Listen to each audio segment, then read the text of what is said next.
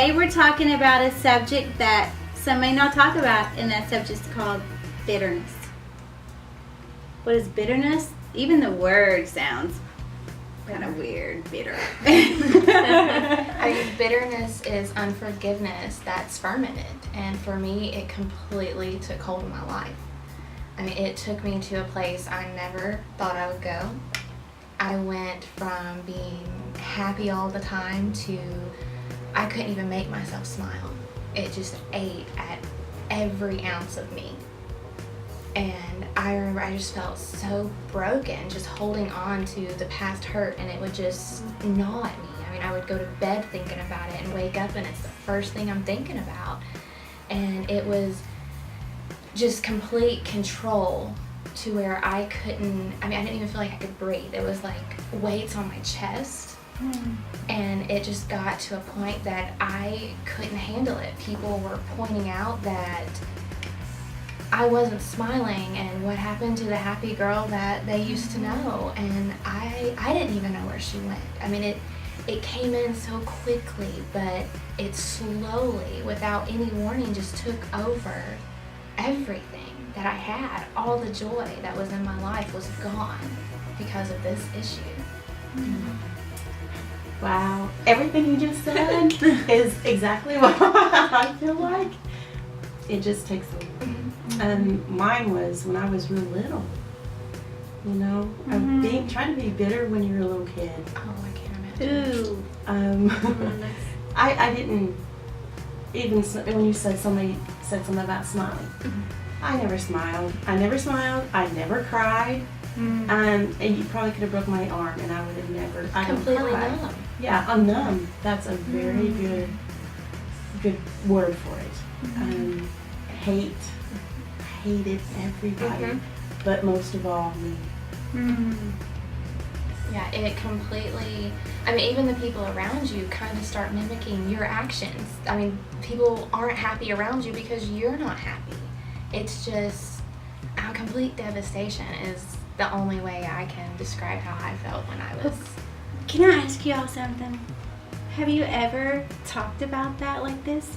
No. I mean, to describe hate and numb and no joy and I didn't smile and all those things, have y'all talked about it? I have. But, Did it help? After the Lord healed me. And he has to do it first. Right. And then once he did, and it just was, then you want to tell everybody. Because it was a secret. I don't know if yours was, but everything's a secret. What happened to me to make me bitter was a secret. So, Michelle, why are you so mean? So that's how it's portrayed. Bitterness is portrayed as mean. Oh, yes. And hateful. Ooh. You're not lovable, I guess, as a. So I guess you all had some walls, some closed issues in your lives. Yeah, with me, mine was, I would say, a lot more open than yours was. Mine's been within the last few years, and it was just such a heavy burden because I had no one, there was no one fighting for me. The hurt that I was experiencing on my own. Like, nobody was coming to bat for me. And I was just broken, thinking I'm so alone and there's nobody here. So it fed that spirit of bitterness.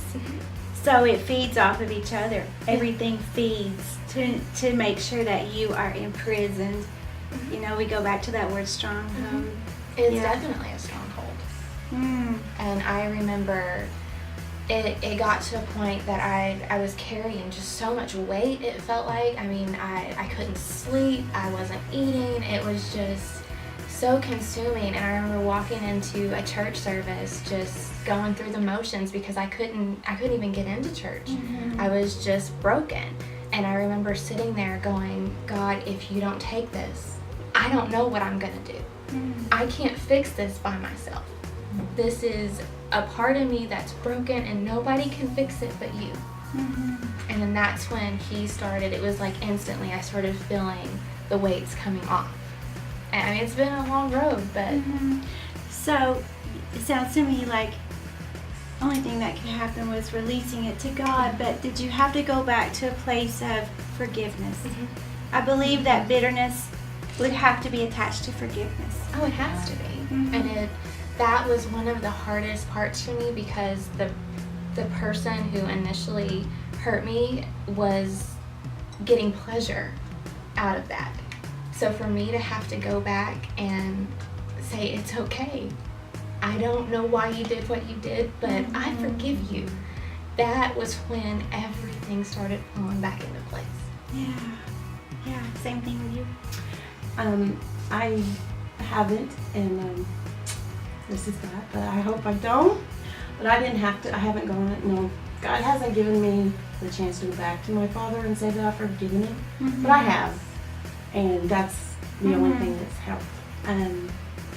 But you know, looking back, I mean, there was a lot of things. Revenge. That plays a big part. You know, want to hurt them back. It's constant, and it's constant. Just like you wake up, you go to bed. You know, I had plans on killing my dad. So it was constant. So the Lord says, "Vengeance is mine," right? And we I was gonna help him. Yeah. And we through that spirit, I can't relate to that, but I could hear you guys relating to that. So, Misty, have you ever dealt with bitterness? Yeah, and you said, the one thing that you said a while ago was from the hurt. So when I think of the bitterness that I've had, it's been where people have hurt me to the core. And it wasn't just that they hurt, but sometimes it's like, you know, I'm a good person. Why do bad things happen? Why did they do that to me? And they seem to be going on and nothing's happening to them, but I'm the one who's has to still feel this hurt, you know, and then revenge always is there. But it was a moment, I'll never forget it. I was face down in my bedroom floor and just begging God to take the hurt and take the bitterness, because it wasn't who I was, you know, but it becomes you. And you can't find joy in life when you are facing bitterness. And it was, I had to forgive. And when I finally let go and let God have it and just said, you know, I can't ask God to forgive me of what I've done and of my sins if I don't forgive them. Exactly. Right. And when I did that, there is so much freedom in forgiveness. When you finally let go, and I can honestly say, if I could hug these people that did this to me, I don't know if I got that far, but I could. But I can say that I want the best for them. I want, you know, I want their soul to be saved, and you know what I've learned through the hurt and bitterness and through all of that, you can't help people. We could not be helping somebody who's watching this today if we hadn't gone through it. Right. You know? Yeah. So I looked at it that way, and I said, you know, God, take this hurt that I've had and what the devil has meant for harm, and help me to help somebody else. And I found myself in so many situations, and I'm sure you guys have too, to where I could actually talk with another woman, you know what, I've been there too, and let them know how the Lord has helped me through that. Right. Forgiveness is not for the other person. It's for us. Yeah. It's for me. It benefits you. Right. And me, it's a little different for me because I can honestly say I've always been bitter. I can't remember being normal and then I've always felt that way until God got.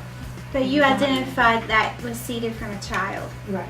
So that's all you ever knew was that protection.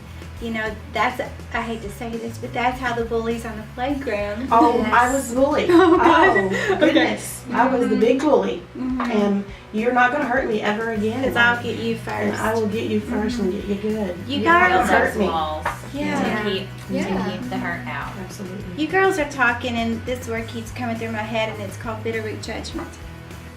You know, and that's a real thing that isn't talked about a whole lot. But what's happening is when we have a bitter root judgment, we hold others imprisoned because of our bitterness. We automatically judge that they're going to treat us this way, that they're going to do these things, that they're going to act these ways. And by our condemnation or by our keeping them contained into that thought process, they literally are set up to hurt us. Right. Because we can't see past them doing that. And I guarantee there's been times whenever somebody has done something, and I know I've witnessed this and counseled other women on this and myself, that you can come back and say, I don't know why that he keeps doing that or she keeps doing that. That's not their character. But I'm telling you, through bitter root judgment, we have the power through our thought process, through what we hold them into, making them act a way they would not normally act. Right. Does that make sense? It does. Like not forgiving. Like, I'm not going to forgive my husband, so that puts him in a place of bondage to act and react a certain way because of my bitterness. Does that make sense? Yes. I sure hope it did. 'Cause I'd sure hate to sound silly on that, but I really, when you all were talking, that really came, bitter root judgment. And there's a root that's so bitter that it puts judgment on others and holds them in a place of captivity. But God has come to set us free. You know, and thank God, you know, outside of bitterness, what's the opposite of bitterness?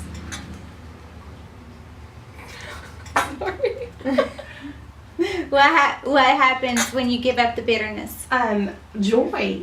I was happy. I could smile. I could laugh. I Yeah. never felt that before. Free. Free. Freedom. Yeah. So today we've talked about a subject that isn't talked about a whole lot, and just the word sounded yucky. But this is us. And this is real.